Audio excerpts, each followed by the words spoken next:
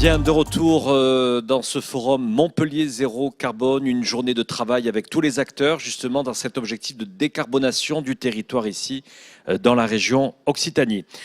Nous allons parler de proximité, des nouvelles proximités, avec cet échange autour du thème Montpellier, la proximité, un ADN méditerranéen.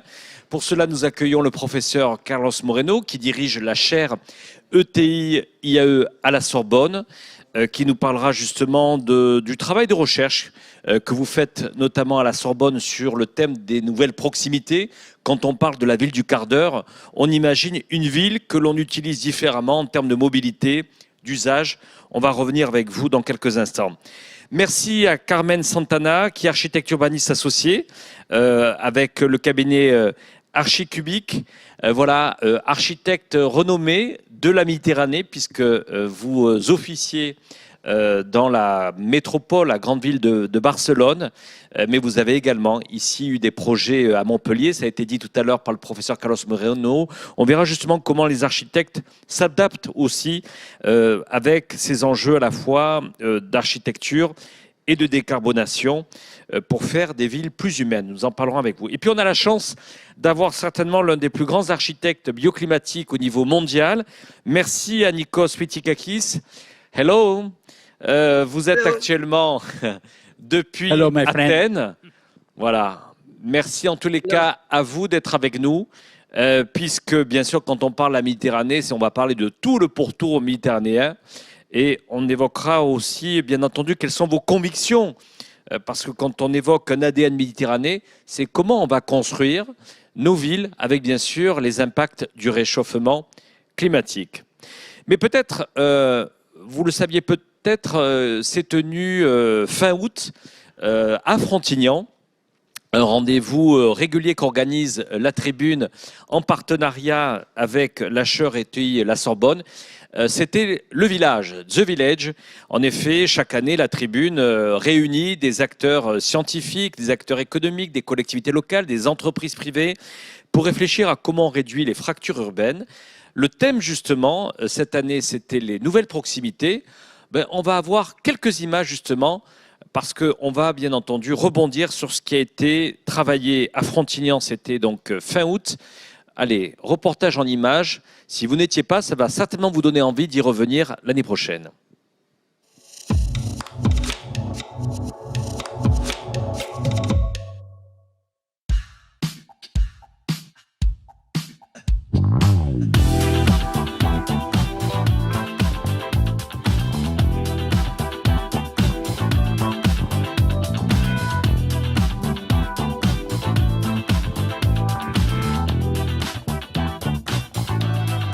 C'est intéressant de croiser des publics différents, de croiser des élus, des étudiants, de jeunes chercheurs, de moins jeunes chercheurs, pour réfléchir à la proximité face à l'urgence notamment climatique, écologique, sociale.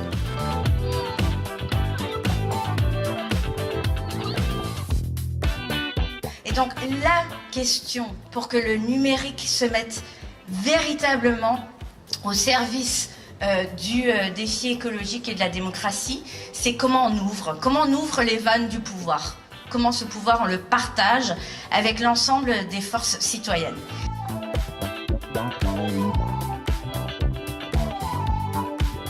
Donc nous pensons que les nouvelles proximités aujourd'hui et la manière qu'on les aborde sont au cœur de ce jeu politique parce que plus que jamais, il a été important de retisser les liens écologiques, les liens économiques et les liens sociaux. Nous revenons aux sources de ce qu'on appelle donc une approche durable.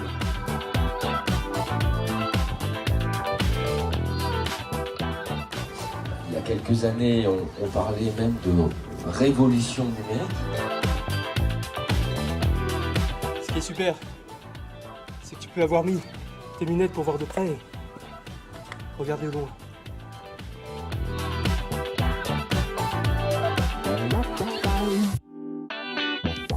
Et à des niveaux de température de 28-29 degrés la nuit, descendre à 26-27, c'est extrêmement important pour un organisme vivant pour récupérer la nuit. Donc si on couple à d'autres thématiques comme par exemple refaire sortir les fleuves qui passaient dans les villes et qu'on a recouvert d'avenues avec plein de voitures, ça permet également de faire un souffle d'air dans la ville comme il y a actuellement sur le bord de mer à Frontignan, un souffle d'air qui pourrait chasser cet air chaud la nuit et rapporter un peu de fraîcheur.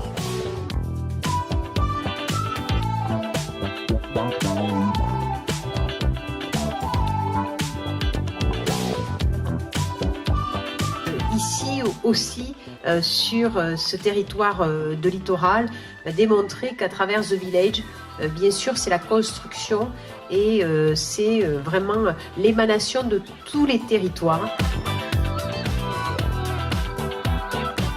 Faire émerger cette notion de communauté de destin qui est un territoire où les gens se déplacent pour aller travailler, mais aussi un rapport au loisir, mais aussi et surtout de solidarité.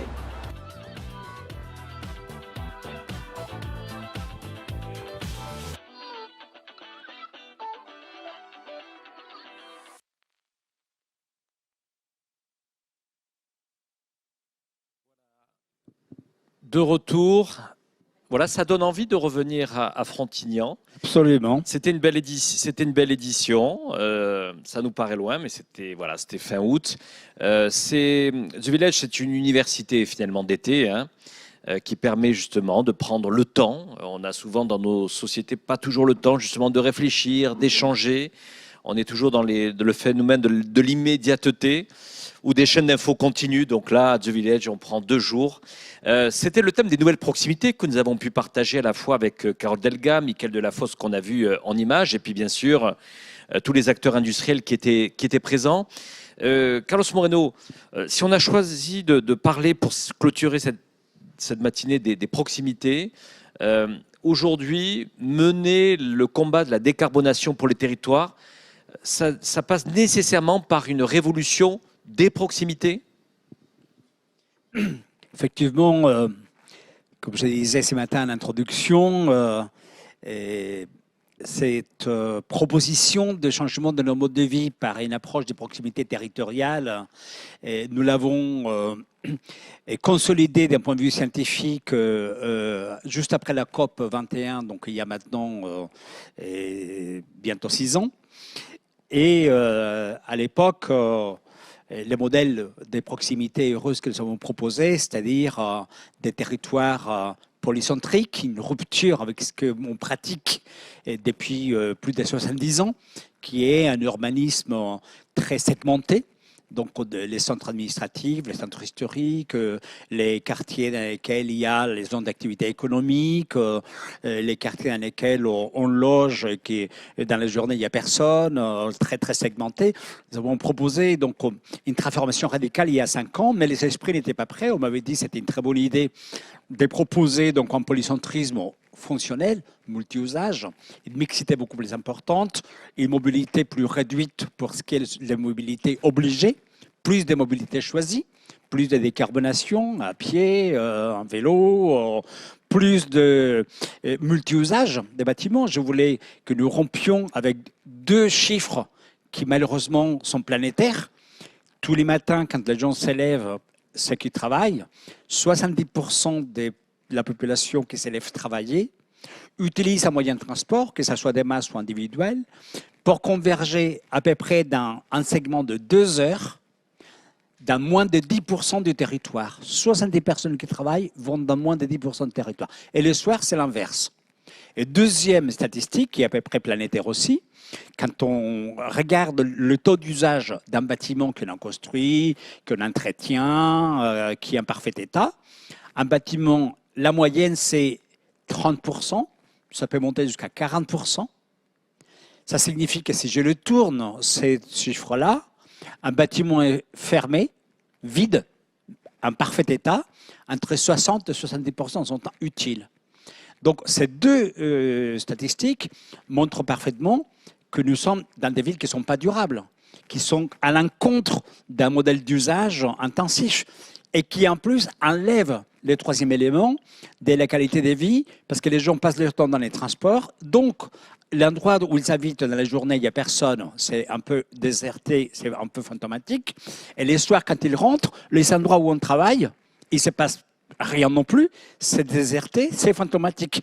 Donc, ces 3 éléments ont fait que 5 ans après, Donc, quand d'une part, la maire de Paris, Anne Hidalgo, qui est à la pointe du combat pour le climat, parce qu'elle a été la présidente de réseau mondial des villes, C40, quand elle s'empare de ce concept et elle dit la transition climatique aujourd'hui va passer par les multi-usages, va passer par les proximités, va passer par des proximités décarbonées, par les polycentrismes, et elle fait sienne la ville des quarts d'heure et les territoires de la demi-heure, en novembre, donc en 2020, et que nous nous retrouvons avec les Covid en mars 2021, ça valide donc ces concepts-là qui, effectivement, pris par les C40, arrivent à des choses comme celles qu'on a vues la semaine dernière, une ville comme Zurich, est la première ville au monde qui a soumis à un référendum, parce que les Suisses, ils votent à peu près pour tout ce qui concerne la vie.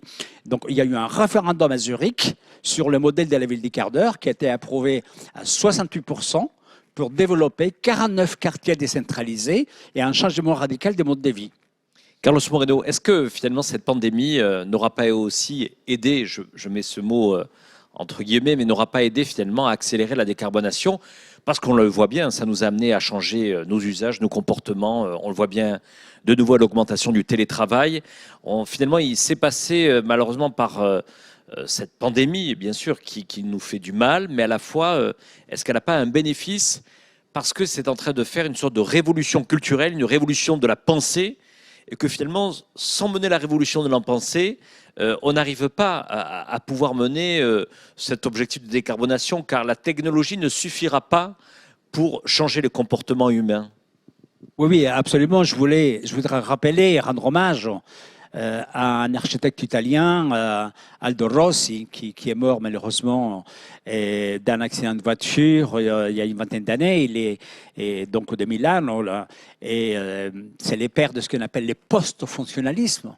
Et Aldo Rossi, dont je vous invite à lire sa biographie qui est absolument merveilleuse, qui s'appelle l'autobiographie d'un scientifique, il disait « Toute crise qui se génère de manière aiguë n'est que le reflet ou la continuité dès la précédente, d'ailleurs, à réfléchir dans ces temps actuels où des esprits noirs et bruns nous guettent.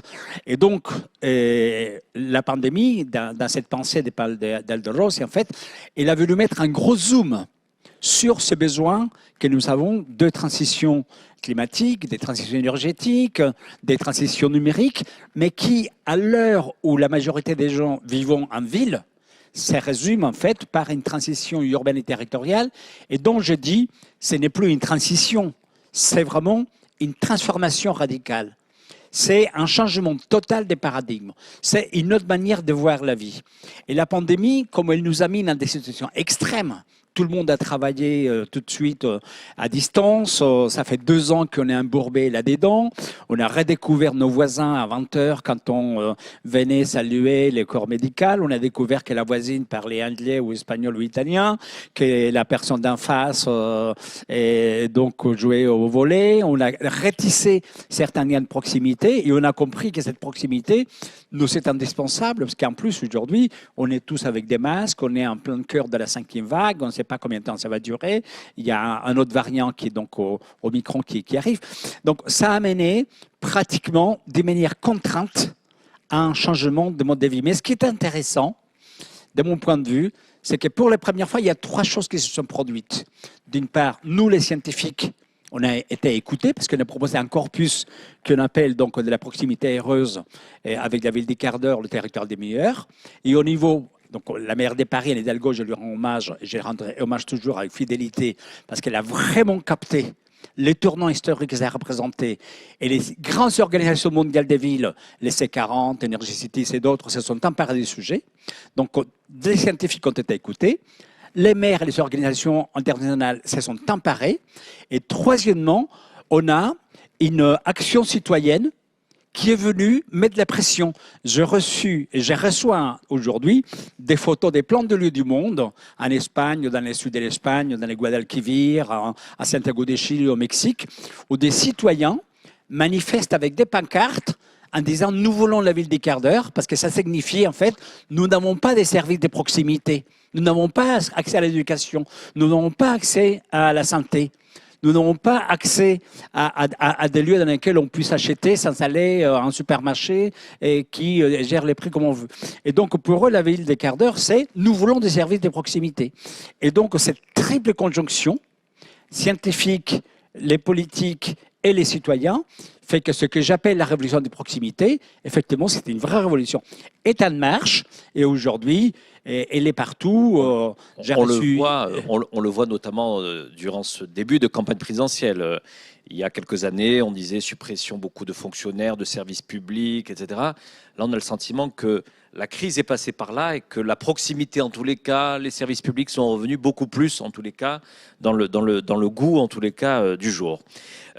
Carmen Santana, justement, c'est intéressant puisqu'on va parler de est-ce qu'il existe un ADN méditerranéen et ça veut dire quoi finalement au-delà des mots, de dire mais finalement est-ce qu'il existe véritablement un concept des villes méditerranéennes? Est-ce qu'elles portent véritablement une vision différente de la logique de proximité? Peut-être juste 2 minutes, c'est quoi la situation aujourd'hui à Barcelone? On fera le point justement dans quelques instants avec Nikos Fetikakis à Athènes, mais c'est quoi la situation à Barcelone? Les Barcelonais sont dans quel état d'esprit? On les avait vus très en colère à un moment donné. Je me rappelle, c'était avant la pandémie. Les Barcelonais faisaient des manifestations car ils en avaient marre du tourisme de masse. Là aujourd'hui, au moins, on a vu des fois Barcelone vide, sans tourisme. Bien sûr, tout ça lié à la pandémie. Mais c'est quoi aujourd'hui finalement l'impact qu'a eu cette pandémie sur l'état d'esprit aujourd'hui de celles et ceux qui vivent à Barcelone? Bonjour toutes et tous d'abord, et merci de cette invitation, Alain Christophe. La question sur Barcelone, effectivement, il y a eu un ras-le-bol collectif d'un usage excessif de l'espace public et à outrance, et très souvent un tourisme qui était prédateur. Pour 300 €, on prenait le vol depuis Paris ou depuis Brainston et on arrivait avec l'hôtel tout compris, les sorties de nuit, les déjeuners, les dîners. Enfin, c'était quand même quelque chose d'assez déprédateur et vraiment nocif pour la ville. Donc du coup, c'est vrai qu'il y a eu un mouvement citoyen assez important. On en avait tous ras-le-bol. Hein. Réellement, c'était trop. Le problème, c'est qu'il y a eu en même temps une création énorme ces 10 dernières années de beaucoup d'hôtels. Donc, si tu veux, ça a été développé aussi par le tourisme, enfin par les entreprises locales d'une manière absolument poussée. Et Carmen, je précise pour celles et ceux qui nous regardent, hein, tout à l'heure, on aura un échange très intéressant début d'après-midi entre Mickaël Delafosse et Jean-François Rial, qui est le président de Voyageurs du Monde et président de l'Office de tourisme de Paris, parce que quand on parle de décarbonation de Montpellier, on s'interroge aussi sur quelle va être la politique que doit mener Montpellier à l'égard de l'attractivité et du tourisme. Voilà, je referme la parenthèse, je vous prie de m'excuser, mais c'est important de rappeler cet échange qui aura lieu tout à l'heure en début d'après-midi. Oui, parce que c'est une équation qui n'est pas facile. Pas facile dans ce sens où le tissu entrepreneurial est basé là-dedans. Ils ont misé tout sur la question de ce tourisme de ces masses de consommation massive, hôtellerie, transport privé, etc. Tu vois, la nourriture, etc. Donc aujourd'hui, il y a quand même beaucoup plus, il y a du tourisme aussi, mais les entreprises sont en train de se reconvertir. C'est-à-dire qu'il y a des usages un peu différents qui sortent au niveau de l'hôtellerie, des offres différenciées au niveau de la culture. On met de plus en place de la culture, ça on en parlera aussi tout à l'heure sur la question de la proximité. Mais le tourisme est toujours là. Il est toujours là et pour l'instant, on ne mesure pas vraiment si ça va être un tourisme d'ici 5-6 ans quand on aura fini la question du Covid, et si ça va être un tourisme différent. À moins que la ville participe réellement et très activement, mais aussi les acteurs privés, sinon la ville n'a pas assez d'argent pour mettre en place un certain autre regard sur quel type de tourisme. Je referme la parenthèse et je reviens sur la question de cette proximité. Oui, les villes... Moi, je pense que le Covid, effectivement, plus que fait une révolution, nous a ouvert les consciences. Tu vois, et ça a été très transversal, à tout azimut, à tous les niveaux. La question des villes méditerranéennes, c'est un ADN. Moi, je pense que l'ADN est un ADN de bien vivre ensemble, de solidarité. Le soleil est là. L'espace public est un bien commun. Pas partout, moins en France qu'en Espagne, mais ça s'éduque. Moi, je pense qu'il y a une question d'éducation qui est hyper importante.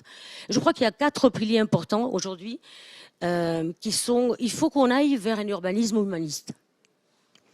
Et l'urbanisme humaniste, et on a perdu le sens de ce mot-là, en fait. La ville et la cité, c'est pas du tout les mêmes choses. On a bétonisé à outrance, sans forcément avoir tout un soin sur la qualité de l'espace public, sur la qualité de la nature en ville, etc. Le bien vivre ensemble. Moi, je pense que l'urbanisme humaniste est basé sur le bon sens et cette question des biens communs. C'est quoi nos biens communs? Ça commence par l'espace public, mais ça commence par éduquer, par accompagner la population. Comment on préserve nos espaces publics? C'est encore une question de mise en scène pour que tout le monde puisse se les approprier. L'autre question, et je me permets de lire parce qu'il y a trop de choses, c'est cette question de la lumière naturelle. Quand je parle de lumière naturelle dans nos villes méditerranéennes, elle est très importante aussi de les ramener dans les bâtiments, dans nos usages. Non seulement ça fait baisser la facture énergétique, si on illumine tous nos couloirs, toutes les circulations verticales, les parkings, etc. Mais en même temps aussi, elle permet cet échange social, ce lien social, pour nous approprier, devenir un peu plus humains, plus solidaires, plus aidants, plus respectueux. La question de la nature est importante parce qu'on éduque les gens à voir les choses pousser, à ne pas tuer les bestioles. C'est cette question de la diversité, le respect, la mixité qu'on a dans nos villes. Après, je pense qu'il y a la question du déjà là, les voisins. Dans cet urbanisme humaniste, il faut partir non seulement pour la planète, la question du déjà là, c'est-à-dire on reconstruit la ville sur la ville, on réhabilite des villages qui sont abandonnés, on densifie sur des choses qui existent déjà, mais c'est aussi la question de préserver les gens qui sont déjà là, donc co-créer avec eux en amont pour que le bien commun qu'on va leur faire serve aussi pour eux. Et il y a la question aussi de créer des lieux de rencontre. Il faut être inventif, il faut qu'on se recrée des lieux de rencontre différents, quels qu'ils soient. Dans les bâtiments de bureaux, tu as parlé tout à l'heure la question de la chronotopie, car bien entendu, le taux d'usage, évidemment. Et pour ça, il faut aussi mettre les habitants qui sont déjà là pour voir comment on crée des espaces, que ce soit des espaces informels ou pas de rencontres. Je pense qu'il y a des points hyper importants aujourd'hui pour aller vers cet urbanisme. Important les points que vous avez indiqués. Carmen Santana, ces points à la fois, ces lignes de force et ces signaux faibles, est-ce qu'aujourd'hui, lorsque vous rencontrez les élus, les maires, est-ce que vous avez le sentiment justement que par rapport aux nouveaux projets sur lesquels par exemple, ils vous font travailler, ils vous font réfléchir. Est-ce que les maires aussi ont évolué par rapport à cette crise? C'est-à-dire que les points que vous identifiez, on voit bien que le cahier des charges est nouveau par rapport avant la pandémie. Ces points, vous dites par exemple, il faut qu'on ait des bâtiments plus ouverts à la lumière. Il faut beaucoup plus de tiers-lieux ou des lieux justement où on peut partager le bien en commun. Est-ce que finalement cette urbanisation, elle est aussi portée politiquement? Je sais qu'ici à Montpellier, notre rédaction l'a souvent écrit, mais ça n'a pas été toujours simple le mariage entre promoteurs immobiliers et collectivités locales. Effectivement, Jean-Christophe, ça n'a pas toujours été simple. Par contre, effectivement, il y a une prise de conscience aiguë. Et je pense que les maires avaient déjà, et que les politiques avaient déjà, et les territoires le portent depuis quelque temps. Mais c'est pas facile de faire bouger les curseurs dans la promotion privée. Dans tous les cas, il y a plus. Je pense que vraiment, c'est aujourd'hui un raz-de-marée des cœurs, en fait. J'aime bien parler de ça. Je pense qu'aujourd'hui, cette poésie de la solidarité, elle est ancrée dans tout, qu'on soit politique ou pas, et surtout sont portées par les politiques, effectivement, aujourd'hui. Je crois qu'il y a un truc qui est hyper important, c'est la question quand tu dis de faire rentrer la lumière. La lumière naturelle a toujours été un outil de création pour les architectes. Elle l'a toujours été. Simplement, on l'a oublié. On l'a laissé au détriment des mètres carrés, de faire vivre les gens un peu n'importe comment, travaillant n'importe comment, sans se soucier de cette question de la trame, de l'épaisseur. Faire rentrer la lumière naturelle en cœur des bâtiments de bureaux, c'est hyper intéressant. D'abord parce qu'on réduit une facture énergétique, mais d'une manière absolument drastique. Quand tu as des bâtiments qui sont trop larges, tu es obligé de ventiler. Non seulement c'est la question de la qualité de l'air, c'est la question du cycle de l'eau, c'est tout ça qui est ensemble. Hein, c'est un tout en fait. Tu es obligé d'illuminer continuellement tous tes cœurs de bâtiments. Tu es obligé de mettre des machines pour ventiler les extractions mécaniques, pour ventiler l'air, parce que tu ne peux pas ouvrir une fenêtre pour ventiler. Ça réchauffe. Enfin, ça contribue. C'est pour ça que cette question ce regard systémique, hein, il y a beaucoup plus d'informations ces dernières années. C'est plus facile pour les politiques de s'en approprier. Précisément parce qu'il y a beaucoup plus d'informations et qu'on peut facilement, et que tout le monde est en train de travailler sur ces questions-là. Tout à l'heure, ça a été dit, c'est pas une question de pensement binaire. Aujourd'hui, c'est et. Et il faut oser, il faut se poser les questions pertinentes en amont pour vraiment aller créer des territoires solidaires et résilients surtout. Merci Carmen, on reviendra avec vous justement parce qu'une fois qu'on parle de la ville du quart d'heure, on a envie de comprendre, celles et ceux qui nous regardent, c'est comment ça se met en pratique parce qu'on a tous des contraintes et de voir comment on peut progresser au-delà du concept, c'est de s'intéresser, on va en parler avec le professeur Carlos Moreno, sur la mise en œuvre. Nikos Fetikakis, merci d'être avec nous depuis Athènes. J'espère également qu'il fait très beau, qu'il y a de la lumière avec vous. Vous avez entendu le professeur Carlos Moreno et Carmen Santana, mais j'allais dire, quel est je pourrais dire, le frog, le bond en avant de la transformation? Vous, en tant qu'architecte, vous êtes un des meilleurs architectes bioclimatiques. Comment voyez-vous l'accélération de la conception des nouvelles villes, des nouveaux quartiers aujourd'hui, j'allais dire, après cette pandémie, malheureusement, on est en plein milieu de pandémie, donc elle n'est pas terminée. Mais comment vous voyez justement cette révolution concrètement se faire ici depuis Athènes? Bonjour à tous. D'abord, merci beaucoup, Monsieur Tortora. Je suis vraiment très content de voir mon ami Carlos entre vous et merci pour l'invitation. Je m'excuse pour mon français parce que vraiment, ce n'est pas le même quand je parle scientifiquement. Mais quand même, je vais faire un grand essai de parler en français pour vous écouter. Alors, écoutez, derrière moi, il y a la photo de la ville d'un quart d'heure. Carlos la connaît bien. Absolument. C'est là qu'on avait marché avec beaucoup de fois, avec Carlos. C'est vraiment la ville d'un quart d'heure en arrière. C'était vraiment la ville où il existait la proximité, il n'existe pas la pollution, il existait le changement avec les dialogues. Vous connaissez très bien les dialogues péripatiques d'Aristote aux rues tout autour de l'Acropole. Ça, déjà, est réalisé par un grand projet que j'étais membre de ceux qui avaient étudié ce projet, c'était l'unification des sites archéologiques. Ça, c'était un projet qui avait donné la possibilité d'avoir les rues solaires et les rues d'air, un mix entre le tissu ancien et le tissu moderne. Alors, je pense que voilà cet mixage des tissus, si on garde les proportions dans les rues, ça veut dire, comme on dit en français, le canyon, le streets canyon, là, c'est très important pour emporter dans la ville le soleil et l'air. Là, je vais ajouter le suivant, que les rues qui s'appellent Solar and Wind Streets, rue du soleil et rue du vent, là, il existe vraiment ce que Aristote disait pour les qualités. Et les qualités, c'était l'air, le soleil, les 4 qualités, l'air, le soleil, l'eau et la terre. Si on emploie ces 4 qualités dans la ville d'un quart d'heure que Carlos a très bien fait et lancé au monde entier, on va avoir les 4 résultats de cette qualité, qui c'est d'avoir une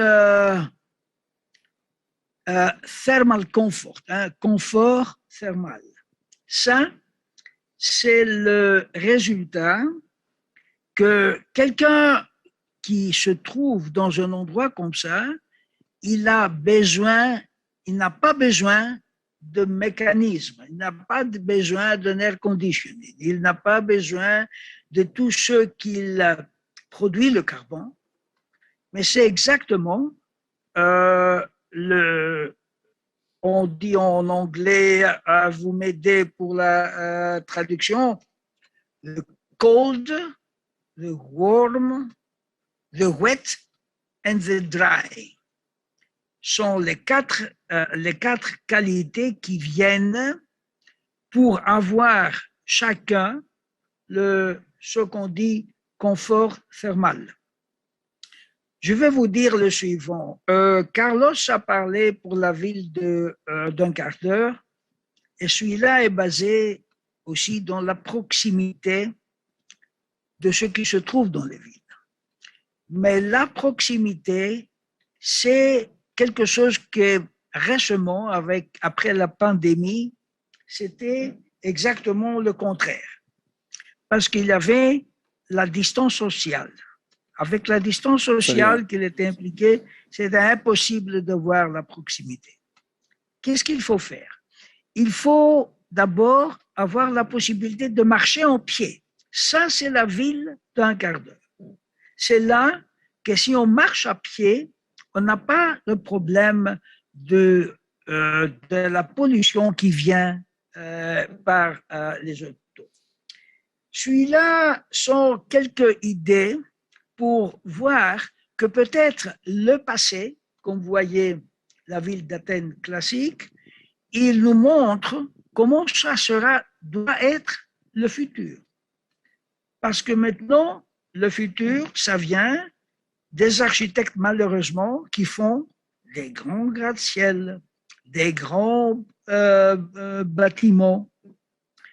C'est plutôt le dessin, la forme, et pas l'humanisme, comme elle a dit vraiment très bien Madame Santana. Et je voudrais ajouter dans le mot urbanisme, humanisme, urbanisme environnemental. Et ça, c'est les rues solaires et les rues du vent. Voilà quelques idées qui viennent en mix avec la philosophie aristotélienne. Et comme exactement, et je finis là, c'est Plato, l'autre philosophe, qui a fait l'allégorie de la cave.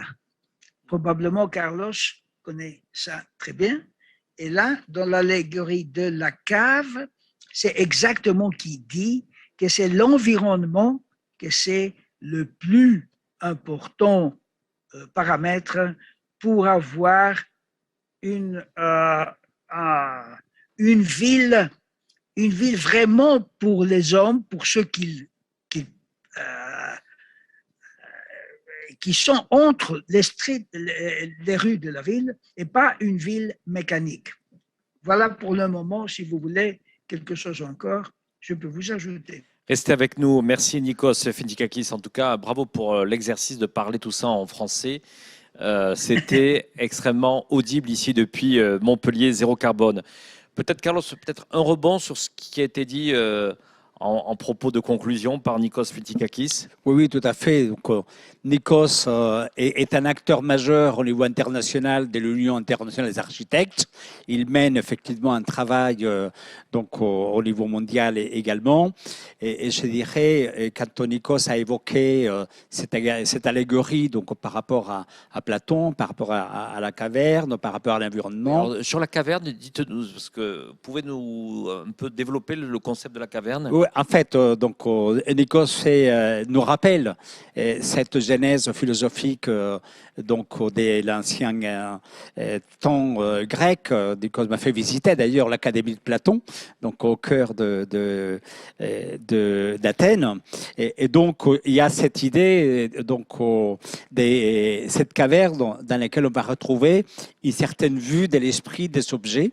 Et donc Nikos il rappelle qu'au-delà des objets en eux-mêmes, c'est en fait une allégorie sur la manière comment on vient les utiliser parce qu'on crée un environnement qui nous permet finalement de les retrouver dans notre vie réelle. Et donc Nikos il dit, et au-delà de l'objet en lui-même, il faut les transcender parce que c'est la manière comment on vient lier ces objets par rapport à une représentation donc, dans notre quotidien, qu'eux, ils vont s'incarner. Les objets sont un idéal pour Platon, mais dans la surface, parce que ça c'est la caverne, c'est en dessous. Par contre, quand ça est en surface, donc nous, il faut que ça soit pas l'objet en lui-même et donc sa propriété, sa possession, mais que ça soit ce qui les relie entre eux, c'est l'usage. Et donc nous, aujourd'hui, on dit, quand on les projette donc sur l'urbanisme, c'est l'urbanisme par les usages, c'est l'urbanisme par un environnement donc, qui permet de relier les choses et non pas chacune séparément. Et donc aujourd'hui, quand Nikos nous rappelle les 4 éléments, donc par rapport à l'eau, par rapport à la terre, par rapport donc au feu, par rapport à l'air, et donc moi je vais rajouter à cette allégorie des 4 éléments, j'avais dit que la bataille urbanistique du 21e siècle, ça serait, comme Nikos l'a dit, l'eau, l'air, le feu et la terre. Et moi, j'ai dit qu'il fallait rajouter 2 éléments complémentaires, le temps et les silences. Donc, le temps, puisque c'est aujourd'hui donc, quelque chose qui est revenu de manière extrêmement importante. Et donc, je rappelle que chez les Grecs, le temps, donc, il y en avait 3 temps. Il y avait les temps chronos, les calendriers qui tournent. C'est les seuls qu'on a gardés parce que nous sommes devenus esclaves du temps.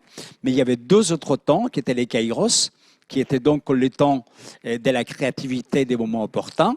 Et il y a aussi les temps de l'immanence spirituelle, de la rencontre avec le cosmos, quelle que soit nos croyances, qu'on appelle l'aion. Et donc l'urbanisme moderne, tel comme Nikos l'a dit, et Carmen d'ailleurs, et Nikos a dit cette phrase, j'ai rebondi là-dessus, nous nous sommes retrouvés avec un urbanisme mécanique, comme tu dirais, une architecture donc du gratte-ciel, donc de la forme, du trait architectural de l'objet. Et même de la beauté de l'objet. Mais on a perdu la notion d'usage et on a perdu la notion de l'humanité. Et ce qui fait de l'humanité quelque chose dans lequel on peut se donner les mieux, c'est quand on retrouve un temps équilibré et dans lequel il y a un temps effectivement pour le travail, il y a un temps donc pour sa vie personnelle, il y a un temps pour sa vie familiale, pour sa vie sociale. Et la ville de proximité, la ville du quart d'heure, veut revendiquer le temps comme un élément qui ne doit pas être une matière première. Louis de Montfort, qui est un des grands historiens de l'urbanisme, il a dit « La société moderne et l'architecture mécanique nous a transformé le temps dans un produit dont sa matière première, ce sont les heures, les minutes et les secondes, et on devient esclave donc d'un temps que lui, il est mécanique. » Donc le temps est important de lui donner cette notion d'usage qu'évoquait Nikos, et d'autre part, j'ai rajouté les silences, parce qu'aujourd'hui, on vit dans un vacarme médiatique, dans un vacarme informationnel, dans un vacarme de fake news, dans un vacarme donc des informations sur les nets qui nous font perdre raison pour être donc dans une espèce de bulle. Et donc, j'ai revendiqué également avec David du quart d'heure le droit au silence, c'est-à-dire à dire bonjour à mon voisin et de ne pas lui envoyer un smiley, parce que comme dit Edgar Morin, avec un smiley, on ne dit pas bonjour, tandis que quand on dit bonjour à Carmen Santana et qu'on la touche, ça veut dire tu existes. Voilà, je te reconnais en tant que quelqu'un. Et aujourd'hui, la ville, par cette architecture mécanique, a fait qu'on n'existe pas en tant qu'être dans notre complexité. Et la proximité que nous voulons, quand on parle de la ville de proximité, la ville des quarts d'heure, le territoire des meilleurs, c'est remettre l'humain au bout de la rue et c'est remettre donc le cœur au bout de l'humain. Et c'est pour ça que Carmen Santana, elle parle de l'architecture humaniste. Elle dit, je ne travaille pas avec une échelle 1,50, 1,100, 1,1000, comme les architectes le font, donc juste pour faire des projections. Mais Carmen, elle dit, je travaille avec l'échelle 1 cœur. Et c'est ça qui est le plus important parce que on projette donc notre trait urbanistique sur le cœur de l'humain, qui est la seule chose qui est importante à préserver pour que ça batte, pour que ça respire. Carmen Santana, vous étiez justement à Frontignan à l'occasion de l'université The Village, organisée par la région Occitanie et la Tribune avec la chaire. On revient souvent sur un sujet, je suis sûr, ici dans la salle, dans la Cité de l'économie des métiers, mais aussi ceux qui nous regardent, c'est le sujet de la densité. Parce que quand on évoque le sujet en disant il faut développer une ville avec plus de proximité, on se dit donc qu'il faut augmenter la densité dans la ville. Peut-être qu'on en parlera tout à l'heure avec le maire de Montpellier, c'est-à-dire moins d'étalement urbain, plus de verticalité, c'est un enjeu certainement majeur. Mais moi, je m'interroge en vous posant cette question, c'est est-ce que les femmes, les hommes, les concitoyens, celles et ceux qui vivent à Montpellier, veulent cette densité, sont prêts à accepter, à être encore plus, on va dire, dans une concentration, lorsqu'on sait que aussi cette crise de la pandémie a amené les citoyens à vouloir plus d'espace, plus de nature, celles et ceux qui ont rêvé d'avoir plus un jardin, une plus grande terrasse. C'est-à-dire, comment vous conciliez-vous en tant qu'architecte à la fois ces deux éléments forts qui sont on veut de l'espace et à la fois la décarbonation nous oblige à moins de déplacements, plus de proximité et donc plus de concentration? Excellente question, parce qu'effectivement, la question de la densité est une grande question, la question du temps. Je voudrais revenir sur le temps, parce que pour la mise en place de nouveaux projets urbains, ces projets urbains humanistes nécessitent forcément de la co-création en amont avec les habitants au sens large. Donc du coup, ça rajoute un temps qui aujourd'hui n'est pas dans les projets urbains. Et quand on coche des cases pour remplir, tu vois, les appels d'offres, ce temps-là, il faut le faire en temps masqué, ce qui n'est pas normal. Et très souvent, il n'est pas rémunéré. La question de la densité. La question de la densité, tout à l'heure vous en parliez, depuis Athènes, cette question des villes verticales, oui, c'est la ville machine. La ville machine, parce que finalement, on n'est plus dans la cité, on est dans une espèce de production à outrance du bâti. La question de la densité, on peut parfaitement la traiter. On peut parfaitement, aujourd'hui en plus, en lien avec le Covid, en lien avec la question de cette ville de quart d'heure, en lien avec la question des sols perméables et en lien avec la question de l'alimentation saine, on peut parfaitement préserver nos territoires. Il faut l'expliquer, il faut l'amener et il faut la faire avec les habitants. C'est pour ça que je dis que c'est hyper important depuis le temps zéro de travailler avec les habitants pour qu'ils s'approprient cette densité.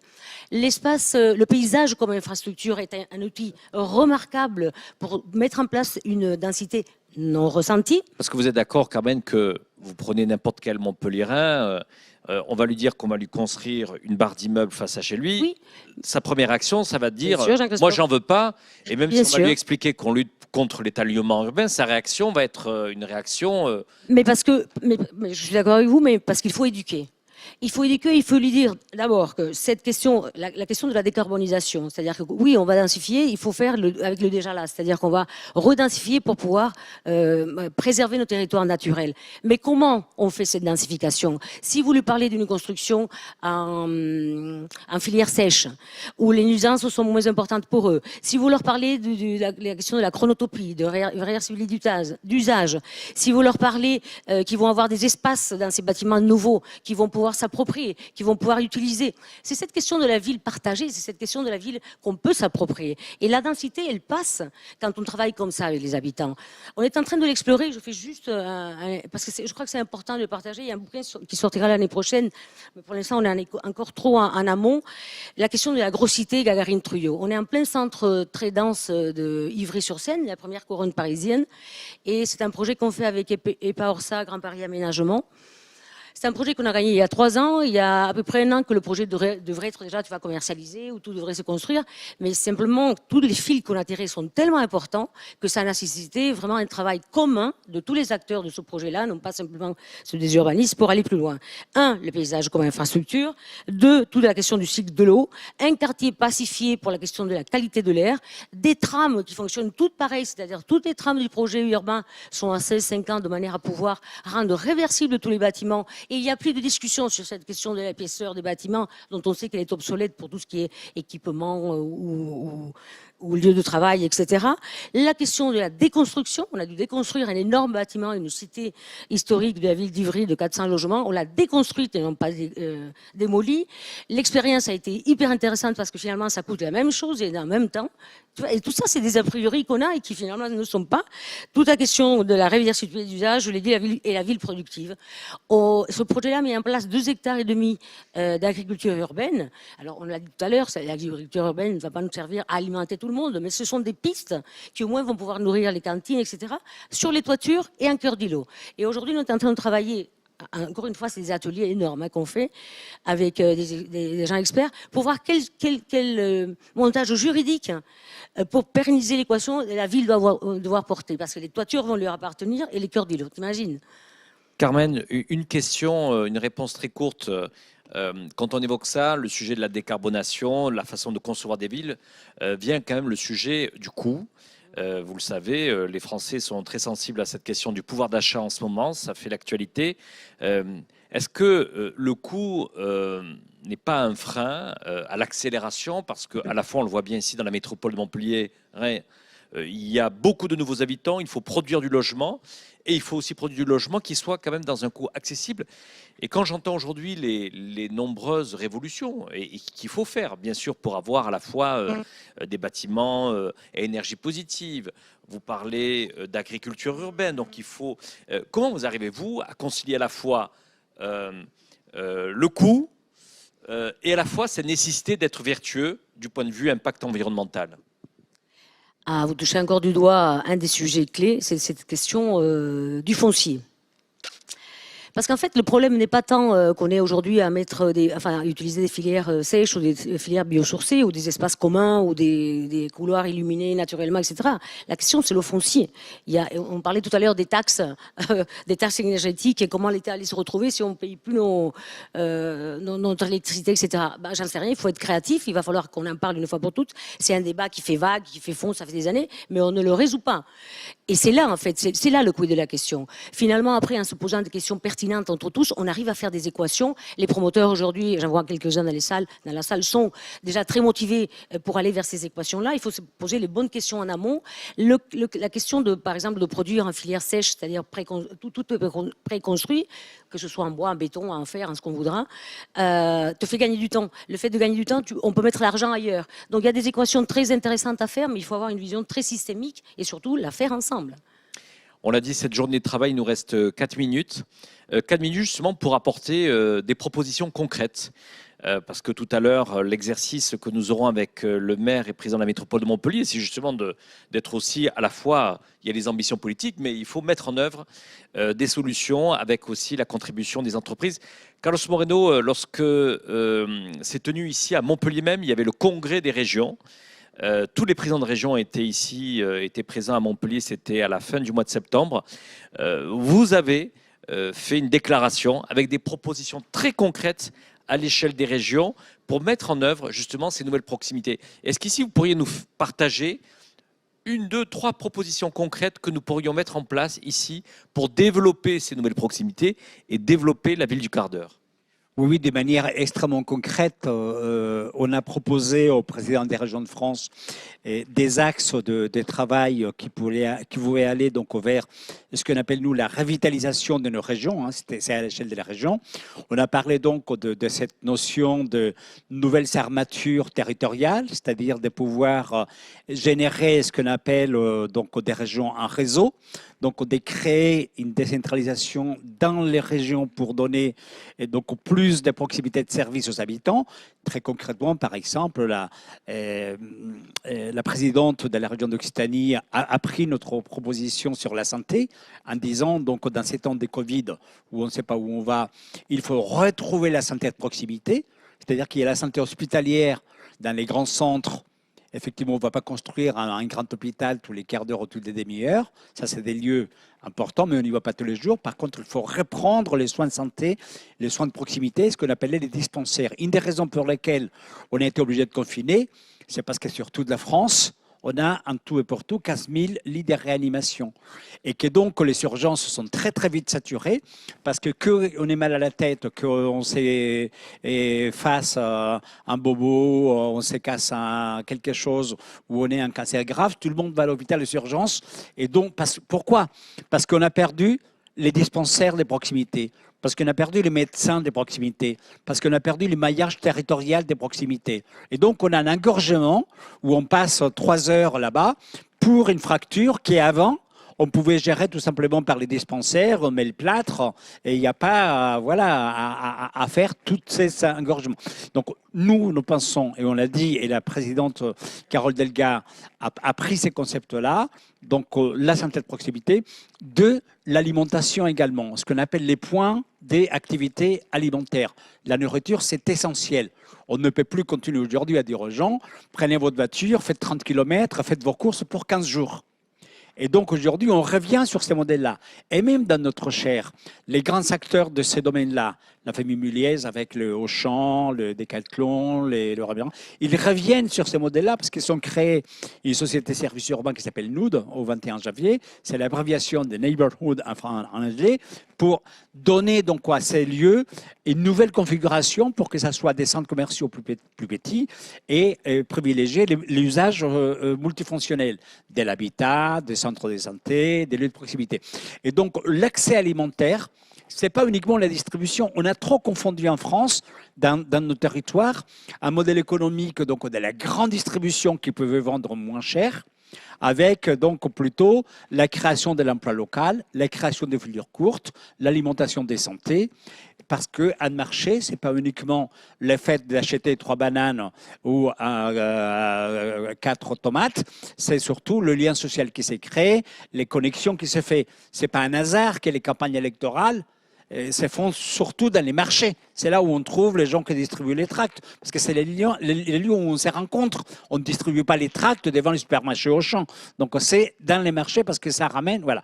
Donc la santé et l'alimentation sont vraiment importants. Et troisième, donc on a proposé ce qu'on appelle la territorialité du travail décentralisé. C'est en train de se faire en Occitanie avec des acteurs comme Action Logement.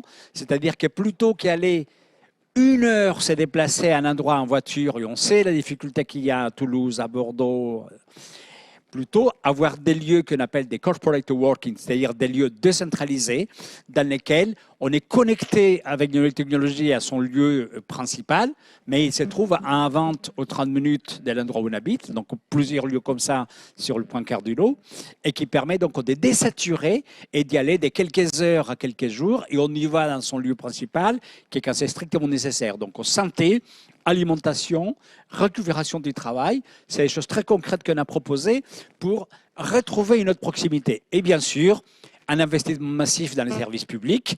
Et on a dit également aux régions, et ça a été un des points de, vous avez vu les clashs avec les premiers ministres, parce qu'on a dit il faut que les régions aient les moyens, non seulement financiers, mais également politiques, pour faire une gestion de la territorialité et proximité. On ne peut pas être dépendant que pour changer un certain nombre de choses dans le domaine de la santé, de l'alimentation ou du travail, on soit obligé d'attendre que ce soit le gouvernement central qui nous donne l'autorisation ou pas. On a besoin donc aujourd'hui d'une souplesse, d'une décentralisation plus importante pour que les moyens et l'autorité politique de la décentralisation aillent jusqu'au bout, ce que la France n'a pas su faire jusqu'à maintenant.